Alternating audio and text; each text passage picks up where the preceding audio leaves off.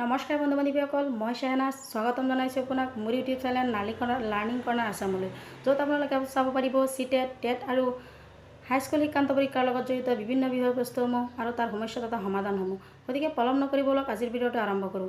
শেষৰ ভিডিঅ'টোত বন্ধু বান্ধৱীসকল আমি আলোচনা কৰিছিলোঁ বিকাশ আৰু বিকাশৰ ধাৰণাসমূহ, যিটো LP আৰু UP দুইটা টেটৰ কাৰণেই দুইটা সিলেবাসতো আছে। চাইল্ড পেডাগোগীৰ অন্তৰ্গত concepts and stages of development. গতিকে আজি আমি আলোচনা কৰিম characteristic of stages of development, মানে যি ডেভেলপমেণ্টৰ যিকেইটা ষ্টেজেছ আছিলে, 5টা ষ্টেজ, সেই ষ্টেজৰ বৈশিষ্ট্যকেইটা কি কি। 5টা ষ্টেজ আছিলে এটা প্ৰাক জন্মকাল, প্ৰি নেটেল পিৰিয়ডছ, যাক জন্মৰ আগৰ 9 মাহ মাতৃগৰ্ভত থাকে। তাৰপিছত আছিলে ইনফেঞ্চি, যিটো আছিলে শৈশৱ অৱস্থা 0 পৰা 2 বছৰলৈকে। তাৰপিছত আছিলে আৰ্লি চাইল্ডহুড, অৰ্থাৎ আদি বাল্যাৱস্থা 2 পৰা 6 বছৰলৈ। তাৰপিছত আছিলে শেষ বাল্যাৱস্থা 7 পৰা 11 বছৰলৈ। তাৰপিছত আছিলে কৈশোৰ, যাক এডোলেচেঞ্চ বুলি কয় ইংৰাজীত, 12 পৰা 9 বছৰলৈ।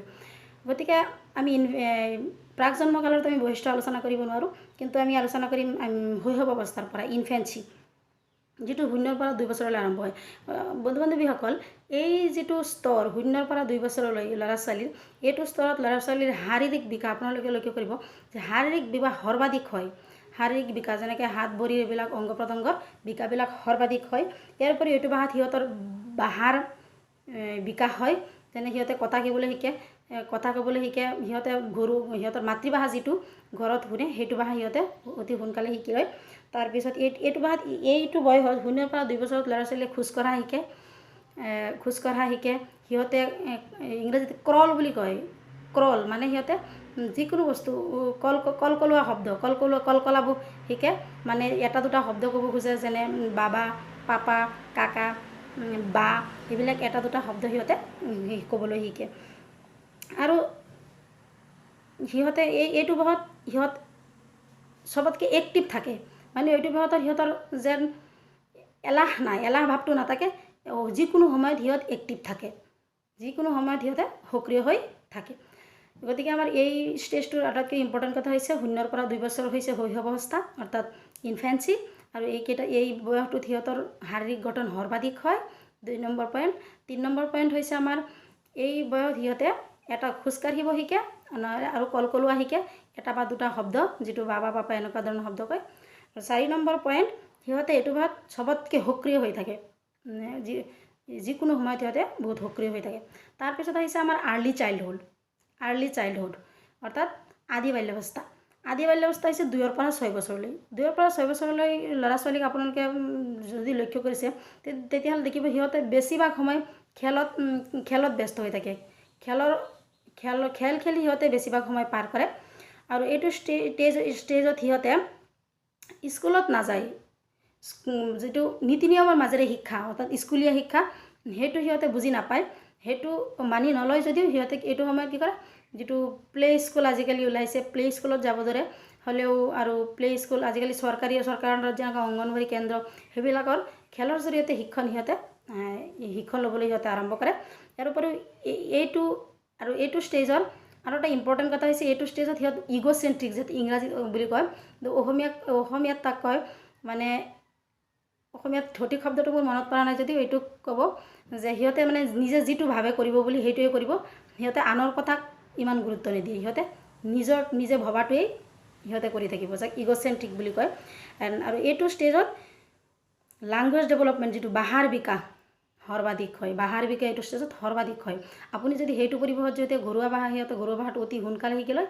ইয়াৰ উপৰিও যিকোনো যদি অসমীয়া ভাষা ওচৰে পাজৰে কাৰোবাৰ ওচৰত পৰিৱেশ হয়, অসমীয়া হয়, তেওঁ অসমীয়া শিকি ল'ব। যদি ইংৰাজী হয়, ইংৰাজী হ'ব। মানে এইটো বয়সত যিটো আদি বাল্যাৱস্থা, এইটো আৰ্লি চাইল্ডহুড, এইটোত ভাষাৰ বিকাশ সৰ্বাধিক হয়। সিহঁতৰ ভাষা বিকাশটো অতি সোনকালে ভাষাৰ বিকাশ হয়।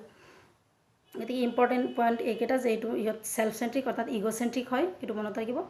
তাৰপিছত 2 নম্বৰ ইম্পৰ্টেণ্ট কথা হৈছে এইটো বয়সত সিহঁতৰ ভাষাৰ বিকাশ সৰ্বাধিক হয়। 3 নম্বৰ ইম্পৰ্টেণ্ট পইণ্ট হৈছে সিহঁতে এইটো বয়সত খেল খেলি বেছিভাগ সৰ্বাধিক সময় খেল খেলি পাৰ কৰে। তাৰপিছত আমাৰ তৃতীয় ষ্টেজ আহি পৰিছে, সেইটো হৈছে আৰ্লি চাইল্ডহুড, যিটো আদি বাল্যাৱস্থা। 7ৰ পৰা 11 বছৰলৈ। এইটো কোনো কোনো কিতাপত আচলতে 6ৰ পৰা 11 বছৰলৈ লিখিছে আৰু কোনো কোনো কিতাপত 7ৰ পৰা 11 বছৰ বুলিও লিখিছে।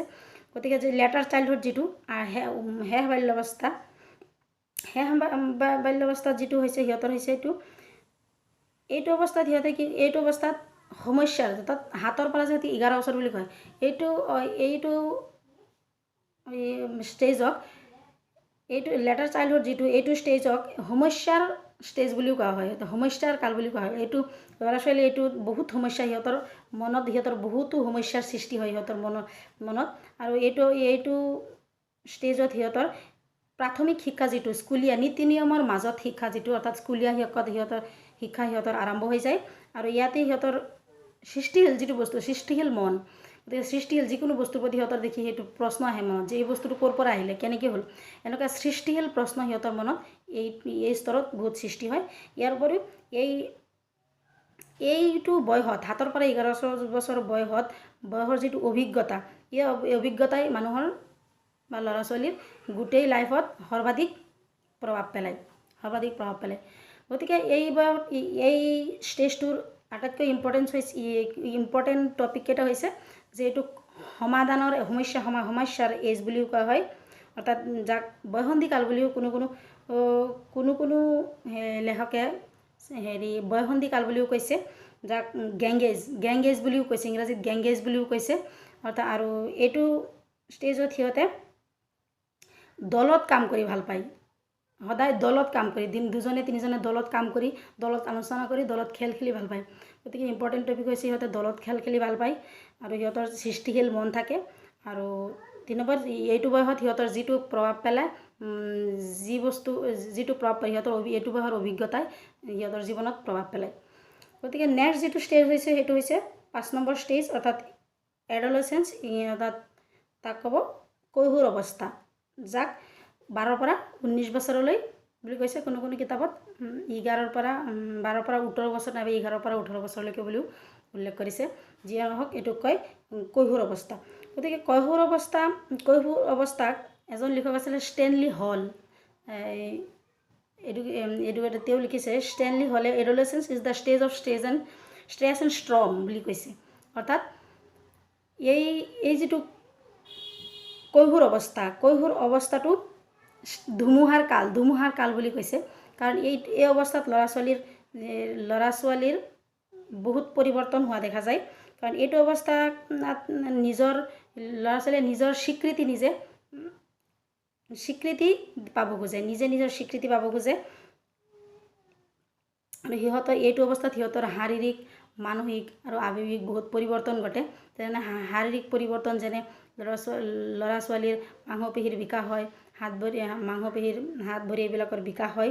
ইয়াৰ উপৰিও ছ'চিয়েলি এইটো বয়সত সিহঁতে সমাজৰ লগত চলন ফুৰণ, সমাজৰ নীতি নিয়ম বুজিবলৈ সক্ষম হৈ যায়। সমাজত কেনেকৈ চলিব লাগে, কাৰ লগত কেনেকৈ মিলিব লাগে, সেইধৰণে শিক্ষা সিহঁতে শিকি লয়। তাৰপিছত ইয়াৰ পিছত নিজৰ ব্যক্তিগত পৰিৱৰ্তনো হৈ যায়। সিহঁতে ভালদৰে সেইটো শিকি লয়, কাৰ লগত নিজৰ চলন ফুৰণ, নিজৰ ক'ত ভাল হ'ব, বেটাৰ এচিভমেণ্ট পাব সিহঁতে ক'ত গ'লে, সেইটো সিহঁতে ভালকৈ শিকি লয়। আৰু এইটো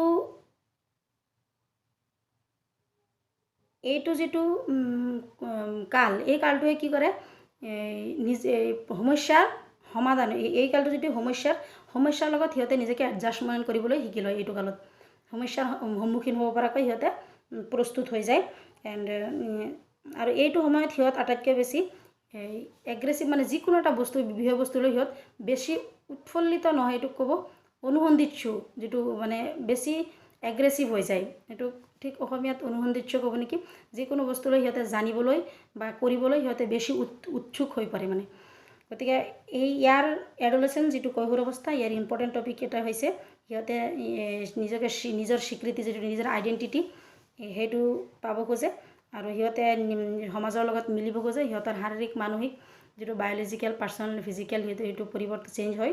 এণ্ড তাৰপিছত সিহঁতে এগ্ৰেছিভ হৈ থাকে, মানে যিকোনো বস্তুৰ প্ৰতি উৎসুক হৈ থাকে।